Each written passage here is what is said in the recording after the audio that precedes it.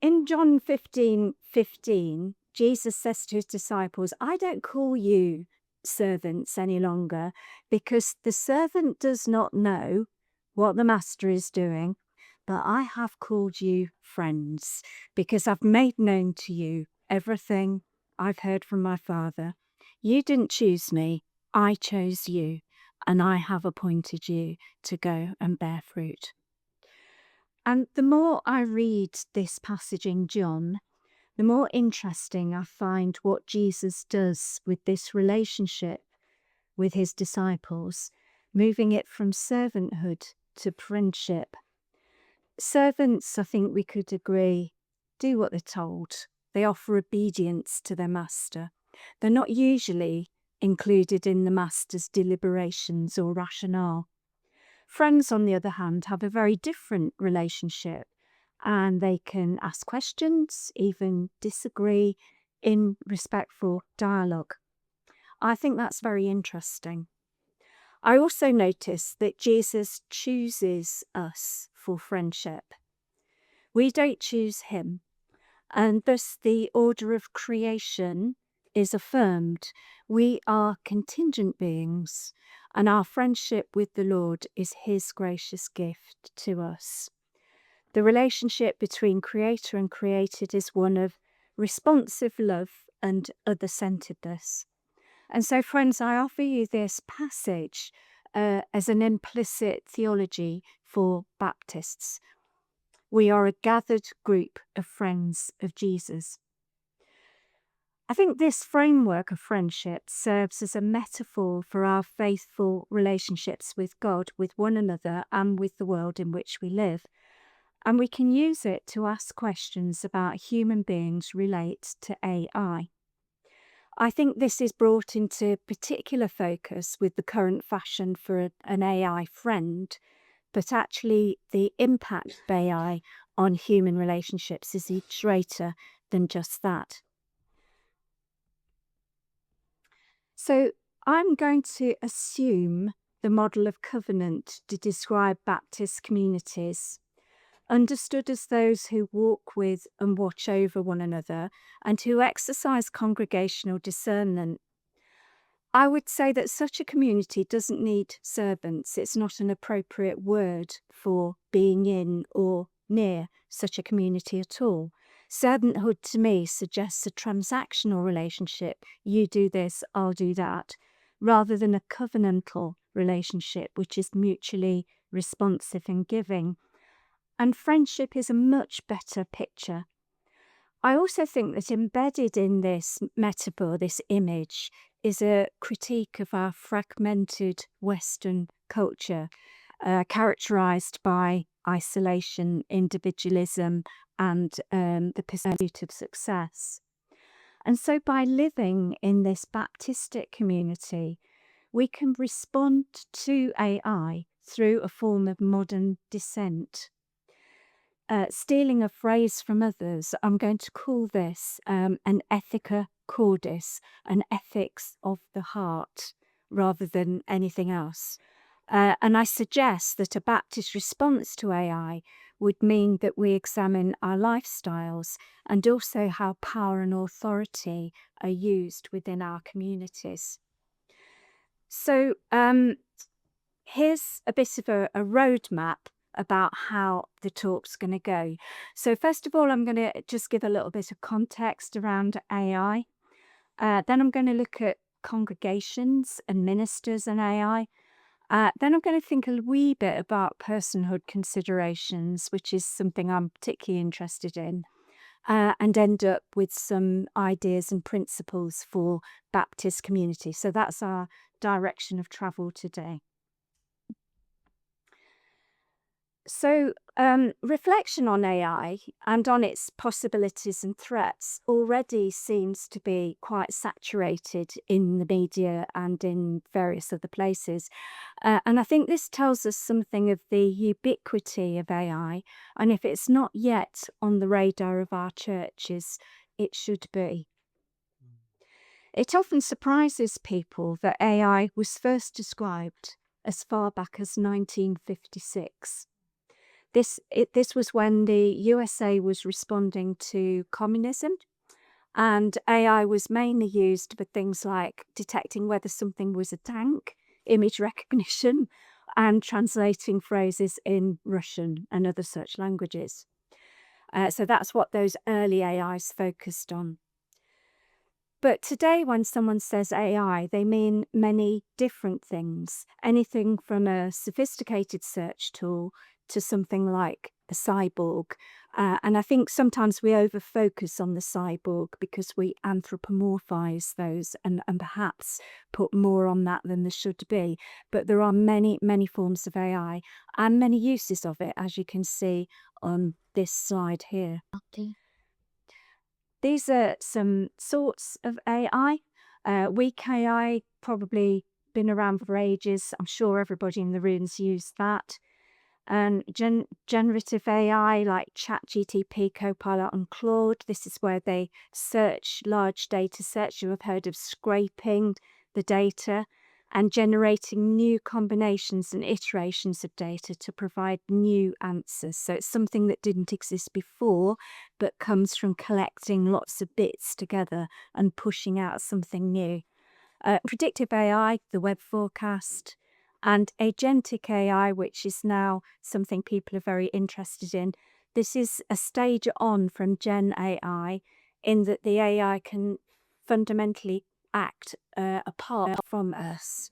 So it can go away and do tasks much more remotely from the human operator with little human supervision. So those are the kind of types of AI, and there will be more. There will be more categories, and there will be developments of this. So that's just a sort of brief positioning thing.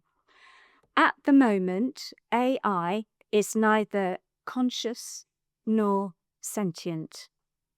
They are, however, excellent imitators and generators because they can scrape these huge data sets in a way that we cannot even conceive of doing. There's been a recent thing with Richard Dawkins having conversations with his AI, Claudia, and Claude. I think he's got two friends, and he has these conversations with them.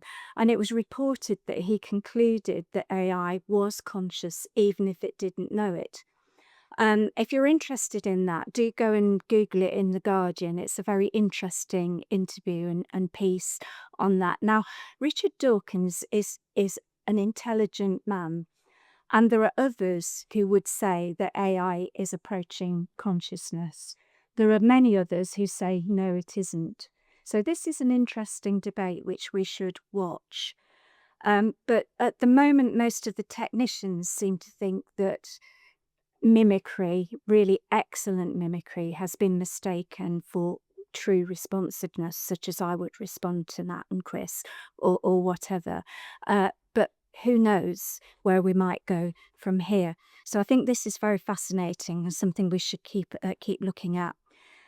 If you've ever done those reCAPTCHA tests, have you done that where you have to tick the boxes with a windmill in or a bike in or a bridge in, those sorts of things to prove that you're human?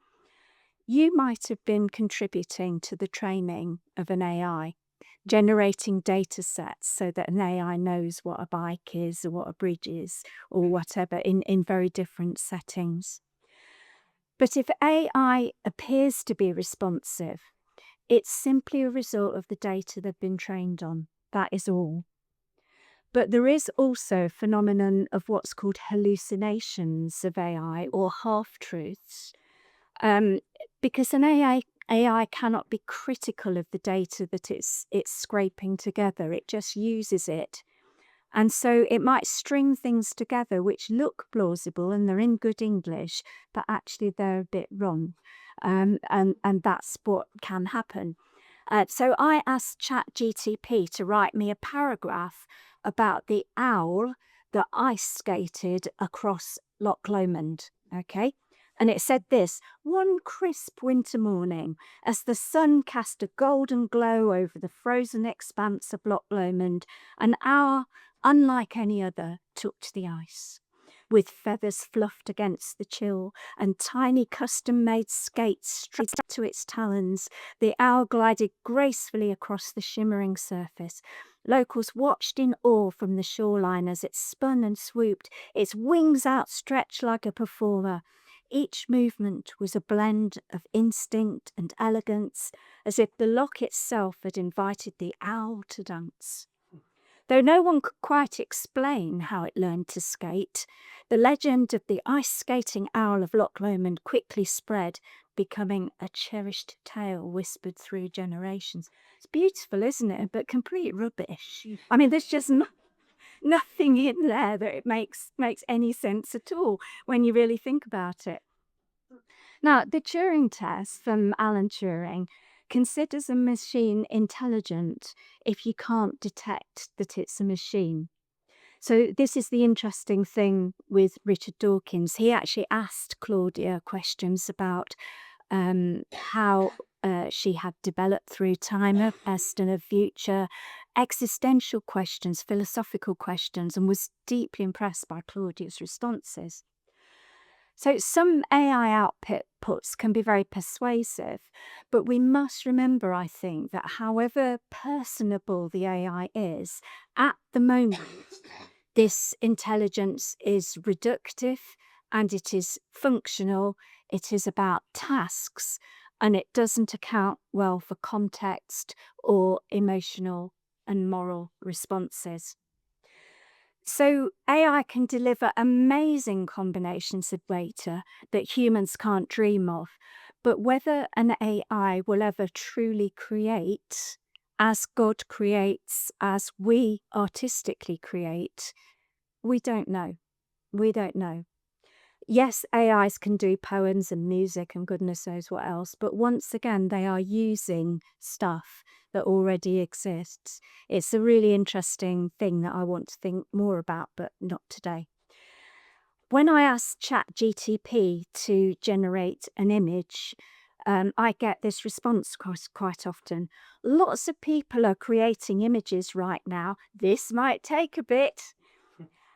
It's a bit like going on the train Wi-Fi and it being very slow because lots of people are using it at the same time. But that says to me there is only one massive data set, and ChatGTP is responding to my request, to your request, to your request, to your request. And it's like us. It needs a bit of time to get it together, but it is not generating it from its inner self in the way that you or I would do, but it gives the impression of reacting and responding to me as a person would. So we must recognise that whether AI is good or bad, it's super rational and thus has limitations. Many scientists and politicians think it will improve most people's lives, but it will never make us happy because life is not lived in the black and the white. Move on. Does AI exceed human intelligence is a good question, and I think it depends what you mean. The UK Data Ethics Framework says AI can be defined as the use of digital technology to create systems capable of performing tasks commonly thought to require intelligence. But there are some problems here because we don't really know what we mean by intelligence. We don't really know what we mean by personhood. We don't really know what we mean by consciousness. So what are we talking about? Let us say, for argument's sake, that consciousness is at least to have some awareness of self and spirit. The appearance of such consciousness certainly exists in AI, but we know that at this point it is predicated on large language models scraping the data and is not true self-awareness. My own view is that personhood is God's gift or call, returning to the John 15 passage at the beginning and many other parts of Scripture, and that it's not our determination or decision. I think our usual discussions are very anthropocentric. But if we recenter theologically, we must allow God to be God. I would pose questions of personhood and AI myself, focusing on whether AI can suffer, can AI worship, can AI be a disciple of Jesus, or what about AI and the doxological goal of creation to worship God? But ultimately, I have to say, God chooses God's friends. I don't. And so perhaps our anxiety about AI and personhood says more about us than it does about AI. But more immediately, AI is already here. This is not just a futuristic discussion, and anyone with a minimal capability can use a search engine to find products, directions, services, and might not even realize that they're using AI. Others use it to generate content and images, not always with integrity, as Ed mentioned at the beginning. But the UK government has defined investment in AI as a priority so that the UK stays abreast of its technological partners. And the UK is the third largest AI market in the world. Less openly discussed is the impact on the environment of the necessary data centres. A spokesperson for the National Grid suggested in 2024 that the UK's electricity requirements will rise by 6 times in the next 10 years to feed the data centres and servers. Banks of servers also generate a huge amount of heat, and the water consumed for cooling is a matter of concern, especially in the light of climate change. So we might think that by doing something digitally, we're saving the planet, but there is no such thing as a free lunch. Basic laws of thermodynamics. The church is already embracing AI. That's just a selection of publications that I've got on my shelves at home, and there are tons more. So I'm going to have a look at 2 surveys of usage in church. One is a 2025 survey by a group called Exponential Next. This group interviewed almost 600 church leaders from 20 denominations in the United States and compares changes in attitude and usage of AI year on year. And the 2026 report has literally just come out. So I'm afraid I had a quick look, but it was too late to change my slides. I think it was like the last 2 days or something. But you can find it on the internet. It's easy to access. So here are some snapshots from the report. 91% of respondents, this is pastors of the 600 interviewed, are positive about the use of AI. And I noticed that for 2026, that's gone up a bit. So it's something like 94% now. 46%, this behind last year, are learning to use AI. 25% use it daily.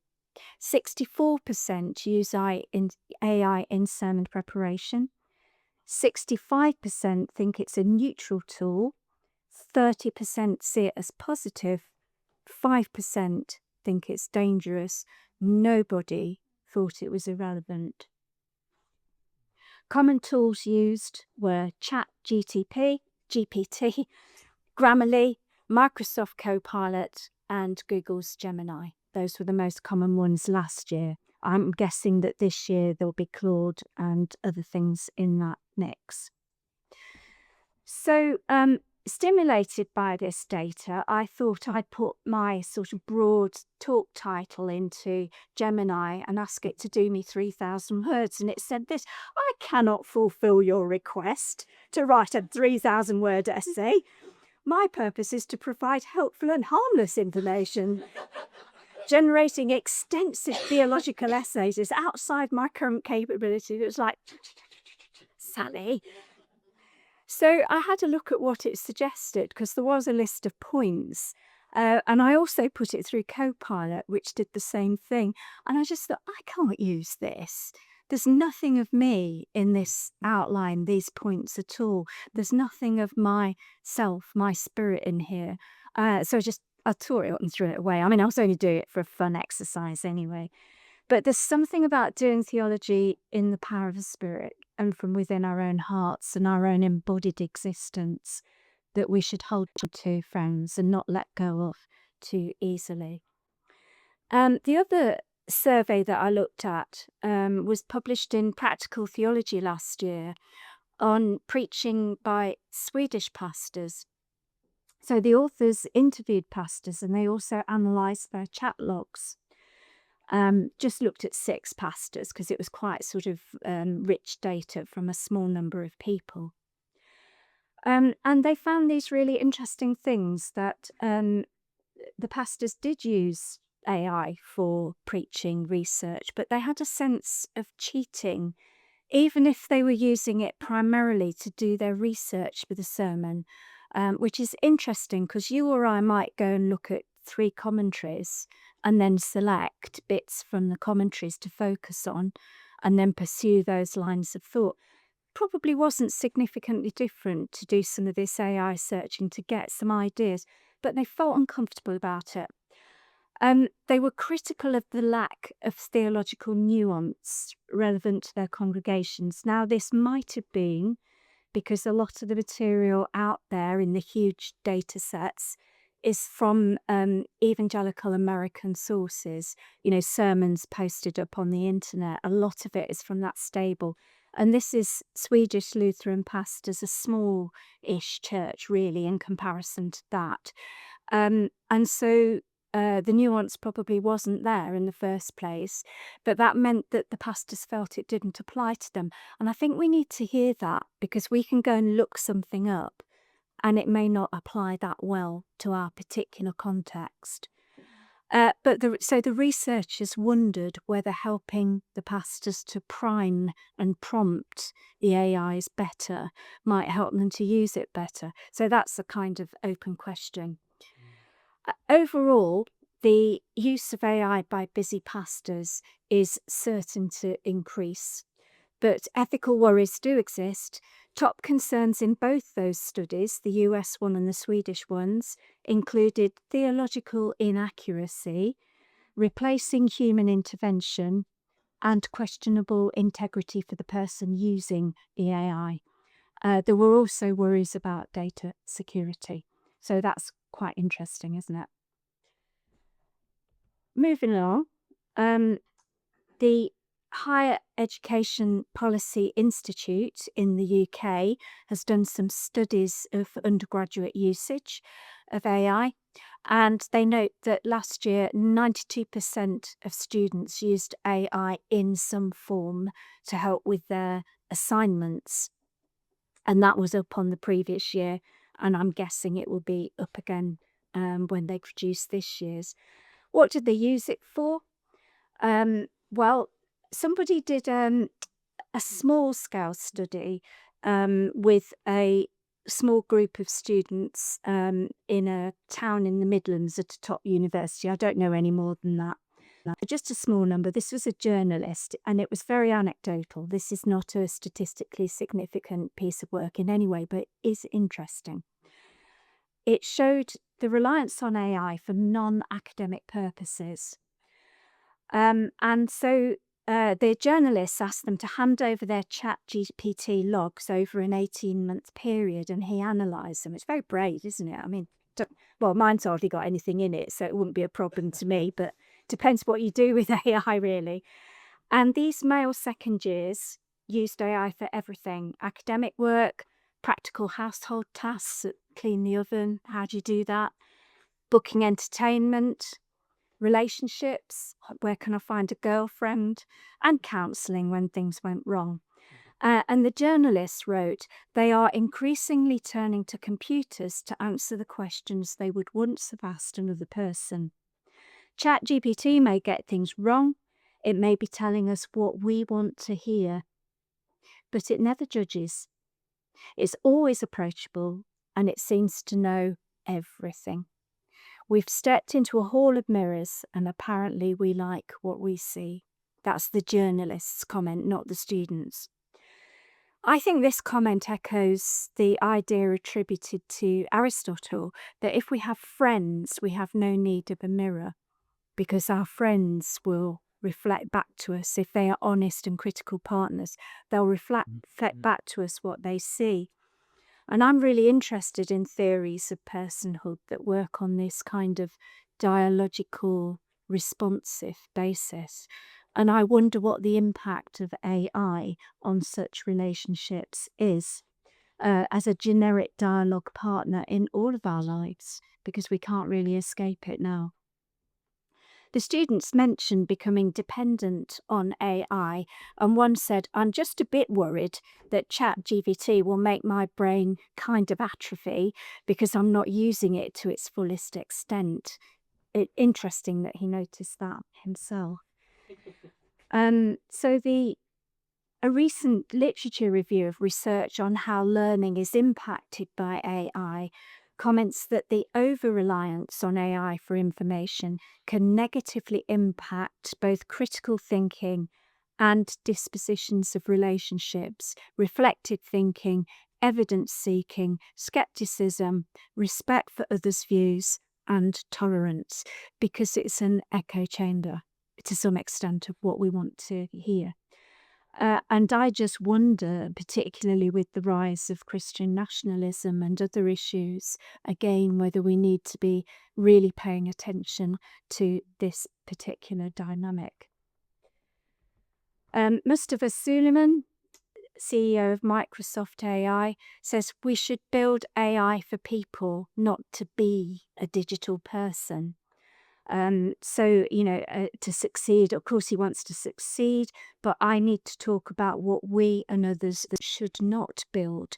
I think that's really interesting. That was August last year that he said that. But of course, we've seen an escalation even since then in the AI race. It's a bit like the space race, isn't it? Everyone wants to be there first.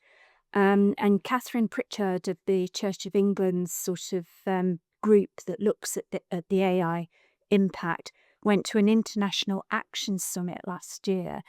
And she said that although everyone understands that the speed of development is risky, there is no appetite for a hiatus because the international AI race is fully in train. So it's a question of, just because we can doesn't mean we should, but money's at stake. It's very interesting. So Exponential Next, the organisation I mentioned earlier, asked questions about AI policies in churches. Only 6% had one last year, and I did notice that hasn't gone up much. I think it's gone up to 9% for 2026. But some people were interested in doing it. Some felt it was not needed. I think my question is, can we actually regulate our way out of this problem? I think policies are useful, so I am not suggesting that we shouldn't do one, but I don't think it's enough.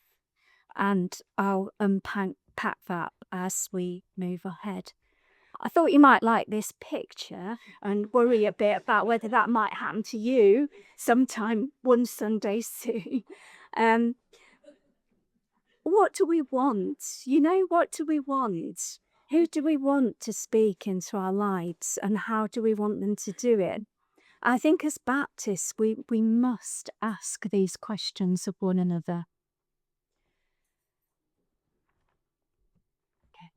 And there is a tension, I think, in our culture, and we in the church are not absolved from living in this tension.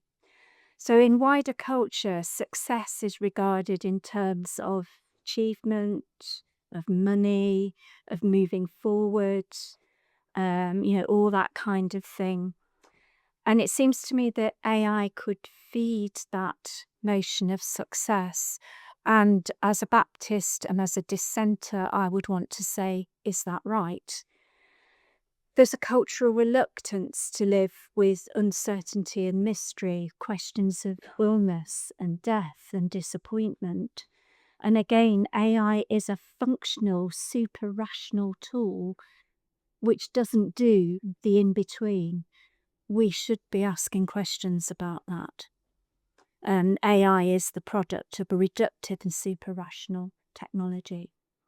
And then this other key question, what is the impact of a person like AI, such as Claude or whatever, on our interpersonal relationships, like the students, and our church communities? And we might be saying, oh, well, I don't do AI much. Somebody in our church community will. And somebody in our church community will do it by next year, even if they're not doing it now. And all the things that we do in our church community are now taking place in a world that is shaped by AI. We cannot ignore AI. And I'm not saying that to be existentially scary. It just is what it is. We've got to go there. So I suppose my question is, can AI be a friend, and might it become an idol? And those are, I think, quite important questions for us to keep before us. But as a present conversation partner, both within and outside the Baptist covenanted congregation, is it a servant? Is it a friend? Does it matter? And I think AI could affect our relationships, our decision making, our consumption, and even our discipleship. So you'll think a little bit more about that now as we start to come towards the end. Shannon Valler wrote this super book, Technology and the Virtues, and it was published in 2016. So that is really old now in AI terms. But although the material on how AI is used has moved on, the underlying principles are superb. And I really recommend this if you're interested in this stuff. She argues that ethics and technology are always connected because technologies open up new possibilities for human action and foreclose or obscure others. So technology makes things possible, and we're back to that question of just because we can doesn't mean we should. There's all sorts of places where we could ask that question. Thinking now of the development of the nuclear warhead by Oppenheimer, for example. There are many places where we could ask that question, and this is definitely one of them. Valler identifies a list of what she calls technomoral virtues, and she draws a lot on the classics for her virtue analysis, but these are the virtues she comes up with: honesty, self-control, humility, justice, courage, empathy, care, civility, flexibility, perspective, magnanimity, and technomoral wisdom. I'm not going to explore all of those. It would take us another 6 days, but merely note the similarity of that list to the teaching of the New Testament about how we should live as spirit-filled Christians with one another. She also notes that our life choices now take place in an integrated global system. And what we choose here in Cardiff, or me in Glasgow or Yorkshire, wherever I'm at the time, impacts people and ecosystems thousands of miles away.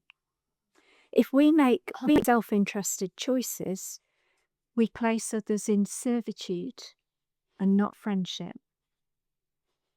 We're acutely aware that we can't continue to exercise thoughtless consumption as we have done since the Industrial Revolution. But we need to think about this fact that AI is not a free lunch. And Valler comments, and I like this, that although the technological future is uncertain, our hope lies in educating our communities to live well on the earth. That is very doable, I think. We educate our communities to live well on the earth. That's what we've always tried to do as Baptists, and we should continue. She talks about that happening best through groups, through families, through schools and communities, and exercised not only individually but together in acts of collective wisdom. That's what I call discernment. That's what we do. That is our lifeblood as Baptist dissenters in this world. So I want to move now just briefly to this thing about the ethica cordis. So this term comes up in quite a few of the papal documents is a term beloved of the Catholic Church, but I like it because it's an ethics that comes from the heart, from within, from lived wisdom. It takes account of others, of relationships, of context, of stuff. I really love this. So I like this as a concept for going forward. And so I'm just going to offer you 4 points of ethical consideration, perhaps for our churches. The first is an ethics of authority. And so whose knowledge, whose wisdom is prioritized in our life together? So think about our churches, think about our decision-making processes, our worship spaces. And as the AI usage in our churches becomes normalized, AI will inescapably become part of our shared knowledge base. It will provide answers. It will provide content for sermons and teaching. It will undertake administration. And these provisions can be good. What is problematic is a lack of critical engagement with this mysterious other. How fully can we be aware, for example, of the bias embedded in the large language models? Referred to it briefly in the context of the Swedish pastors. We already know that there are biases against minority groups because it's mostly white men who have provided the information that goes on the internet. What about the hallucinations that sound so plausible? My ice skating out across Loch Lomond. And if some people are better equipped to access and use AI than others in our congregations, is that going to distort our congregational discussions? Or does AI simply allow one group to get better information than another group, in which case the dissemination of this information is more important than it ever was? How do we share those perspectives? My reading suggests that those who are involved in AI development, on the whole, are less inclined to catastrophize about the future of AI. But the investigations also suggest that those with a very conservative theological position are more likely to be suspicious of AI. And in our Baptist congregations, we need to hear both these voices to discern well how we can live in this AI impregnated environment, unless we're going to become like the Amish, but that's probably not realistic for most of us. Ethics of truth. The pastors in both surveys identified anxiety about theological bias and inaccuracy. And I think more generally, we have seen and experienced in the media the way in which truth can be easily distorted with AI, either deliberately by creating deep fakes or unintentionally through relying on AI when we should be more discerning about what we're looking at. And the distortion of truth isn't new. We've always had that. In every era, there have been those who control and manipulate communication, both through ordinary literacy and now digital literacy. And Pilate asked Jesus, what is truth? The truth is seen in the person and the being of Jesus. And the goal of discipleship is to shape followers into his image. And we are the body of Christ. We should be the bearers of truth. And so our use of technology is not exempt from our accountability to God. Ethics of consumption, this one's a bit easier for us to get our heads around. Who controls AI and how are they held to account in an age of international digital competition? Who has access? Who doesn't? Who gets competitive advantage in a world of diminishing resources? And as people of justice, I think we're compelled to ask questions about the mining of rare earths which go into supercomputers, knowing that superpowers, and I won't name anybody, are already sizing up these resources about water, about energy consumption, about minerals, about data storage. There are lots of questions, and I think we are honour bound to think about that. And then the last one, the ethics of relationship. We're called to be friends and not servants or masters. We're called to be in contextual and relational proximity to one another, in covenanted congregational gatherings in which we walk with and watch over one another. Those words from the 17th century that are so applicable to 2026. It is this dynamic within the body of Christ that helps us to view our likeness to him. And if we can submit to this relational way of being, if we can see ourselves through the eyes of others, we can do something highly countercultural, willingly, painfully stepping away from the idol of the self and the echo chamber of the AI companion. To exercise this vulnerability in relational community will challenge us and change us, and more so as our world changes around us.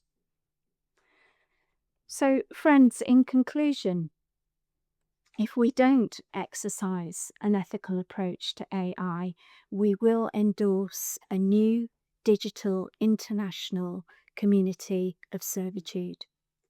There is no single way to challenge the corruption of the flourishing of global humanity, but there are two elements to a better way.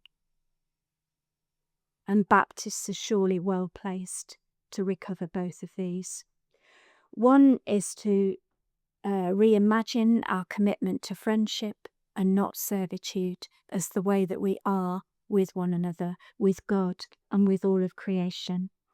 And the other is a committed discipleship process that forms congregations and individuals into the image of Christ, such that the holy habits of virtue, of desiring good for the other and not desire for the other's goods, is our way of life together. Thank you.